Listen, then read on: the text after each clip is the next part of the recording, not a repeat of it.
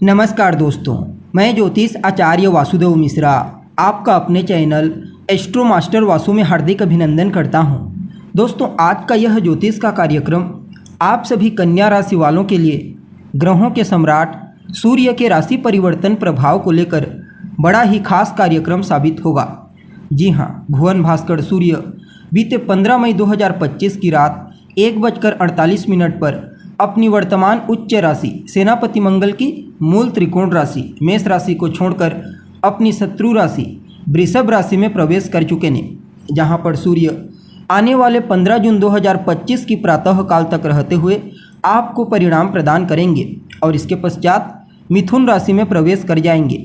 तो ऐसे में भुवन भास्कर सूर्य का अपने शत्रु की राशि से गोचर करना आप सभी कन्या राशि वालों के लिए क्या परिणाम लेकर आया है।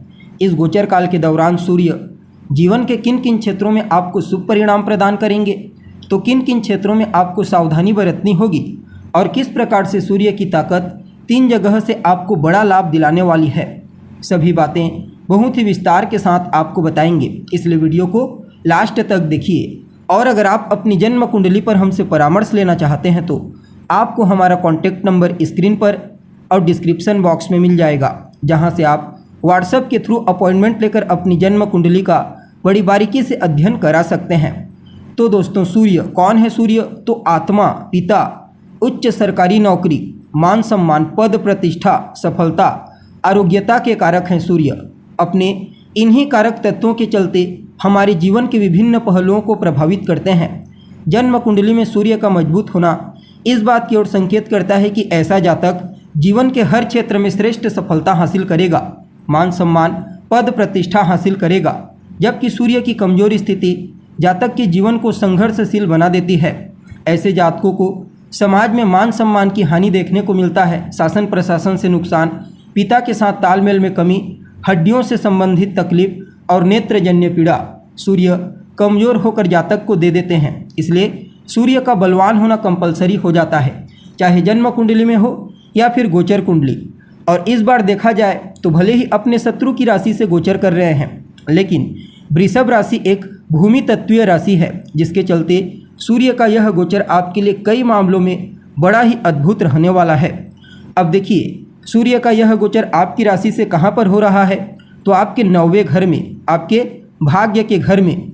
9वां स्थान आपके भाग्य के साथ साथ आपके धर्म का होता है, आपके लंबी दूरी की यात्राओं का होता है। और सूर्य आपके 12वें घर के स्वामी बनकर 9वें स्थान से गोचर कर रहे हैं। फलतः इस गोचर काल के दौरान सूर्य जहां एक तरफ भाग्य का साथ आपको दिलाएंगे, तो वहीं दूसरी तरफ धार्मिक क्रियाकलाप, पूजा पाठ, धार्मिक अनुष्ठान के क्षेत्र में आपकी रुचि को जागृत कर देंगे।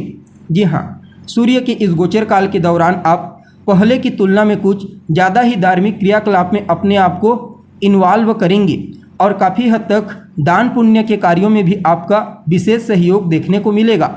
इस गोचर काल के दौरान आपको अपने वरिष्ठ जनों का भी विशेष आशीर्वाद प्राप्त होने वाला है। उनकी सलाह मशवरा और उनका आशीर्वाद आपको कार्य क्षेत्र में श्रेष्ठ सफलता प्रदान करेगा। अगर आप लंबी दूरी की यात्रा करना चाहते हैं, चाहे यात्रा कोई भी हो, धार्मिक यात्रा हो, व्यापारिक यात्रा हो, या फिर आप एक विद्यार्थी हैं और शिक्षा ग्रहण करने के लिए लंबी दूरी की यात्रा करना चाहते हैं, तो भी आपके लिए सूर्य के इस राशि परिवर्तन को बड़ा ही अनुकूल कहा जा सकता है। चाहे यात्रा किसी भी प्रकार का क्यों न हो, आपको यात्रा में लाभ की प्राप्ति होगी। और सूर्य 12वें घर के स्वामी बन करके भाग्य के घर से गोचर कर रहे हैं। 12वां घर आपके विदेश का होता है, तो यहाँ पर विदेशी कंपनियों के साथ जुड़कर काम करने से आपको लाभ की प्राप्ति होगी। या फिर आप पहले से ही विदेशी कंपनियों के साथ जुड़ करके काम कर रहे हैं, तो भी आपके लिए सूर्य के इस गोचर को बड़ा ही फेवरेबल कहा जा सकता है। इस गोचर काल के दौरान सूर्य आपको आपके करियर में अपार सफलता प्रदान करेंगे, अपार प्रगति। बाकी यह समय आपके जीवन काल में अध्यात्म के प्रति आपके रुझान को बढ़ाएगा। पहले के मुकाबले कोई साधना आप इस समयावधि में कर सकते हैं और वह साधना आपके लिए बहुत ही जल्द फलीभूत साबित होगी। बाकी आपके खर्चों में भी कुछ हद तक वृद्धि देखने को मिलेगी, क्योंकि 12वां घर आपके खर्चों का भी होता है। लेकिन सूर्य भाग्य के घर में है, धर्म के घर में, तो धार्मिक क्रियाकलाप में ही आपके द्वारा खर्च किए जाएंगे। अर्थात दान पुण्य के कार्यों में आप अपना पैसा लगाएंगे, परोपकार के कार्यों में आप अपना पैसा लगाने वाले हैं। इसके अलावा यह गोचर आपके जीवन काल में विशेष रूप से आपके गुरुजनों के द्वारा आपको प्रॉफिट प्रदान करने वाला है। चाहे किसी भी फील्ड में, कोई भी क्षेत्र में आप कार्य क्यों न करते हैं, इस समय आपको वरिष्ठ जनों का सहयोग लाभ के रूप में प्राप्त होगा। बाकी 9वां घर रिश्तों में आपके पिता का होता है और सूर्य स्वयं पिता के कारक होते हैं, इसलिए आपके पिता के साथ तालमेल को तो कुछ हद तक बेहतर बनाएंगे, उनके साथ रिलेशनशिप को और सहयोग की भावना भी एक दूसरे के बीच में रहेगी। लेकिन सेहत को लेकर थोड़ा सजगता बरतने की आवश्यकता होगी।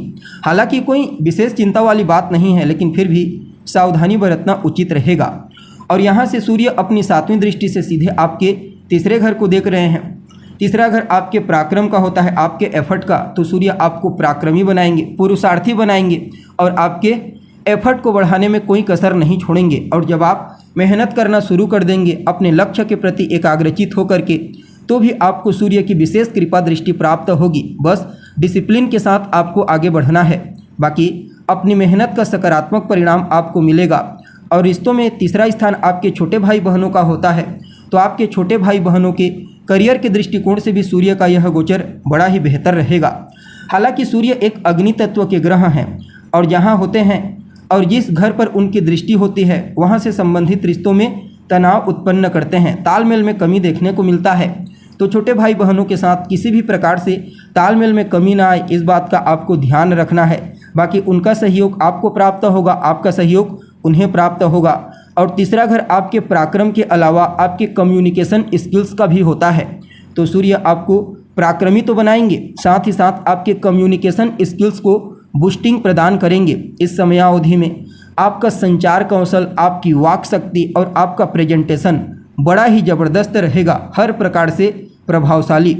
और जो लोग इन क्षेत्रों में पहले से कार्य कर रहे हैं, उनके लिए तो कहना ही नहीं, यह समय सोने पर सुहागा जैसा साबित होगा। और जो लोग डिफेंस सेक्टर में कार्य करने के लिए प्रयत्नशील हैं या फिर पहले से ही डिफेंस सेक्टर में कार्य कर रहे हैं, उन लोगों को भी सूर्य की कृपा से इस गोचर काल के दौरान शुभ परिणाम की प्राप्ति होगी। और सूर्य आपके स्वभाव में परोपकारिता का तो गुण जागृत करेंगे ही, साथ ही साथ आपके अंदर जो नेतृत्व करने की अद्भुत क्षमता है उसे भी जागृत कर देंगे, जिसके चलते कई बड़े प्रोजेक्टों में आपको लीडर की भूमिका में कार्य करने का मौका मिलेगा।